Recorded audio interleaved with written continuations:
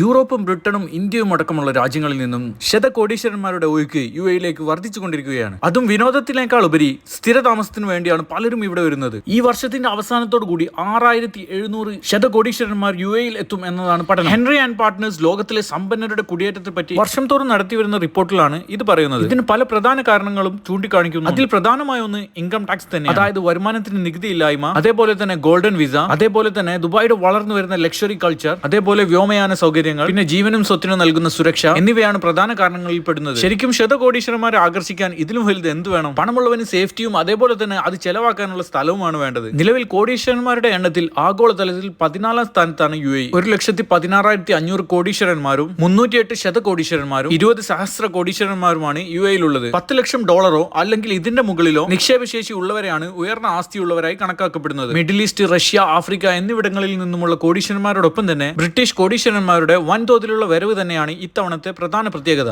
Real estate രംഗത്തുണ്ടായ ദുബായിയുടെ കുതിച്ചുചാട്ടം തന്നെയാണ് British Europe നിക്ഷേപകരെ പ്രധാനമായും ആകർഷിക്കാൻ കാരണമായത്. America, Singapore, Canada, Italy, Switzerland, Greece, Portugal, Japan എന്നിവയാണ് മറ്റ് രാജ്യങ്ങൾ. ഇതിൽ ഏത് രാജ്യത്തേക്കാണ് നിങ്ങൾ പോകാൻ ആഗ്രഹിക്കുന്നത് എന്നുള്ളത് ഒന്ന് കമന്റ് ചെയ്യുക. Thank you for watching. നിങ്ങൾ ആദ്യമായിട്ടാണ് നമ്മൾ പേജ് കാണുന്നതെങ്കിൽ ഒന്ന് സബ്സ്ക്രൈബ് ചെയ്യുക, ബെല്ലൈക്കൺ അമർത്തുക.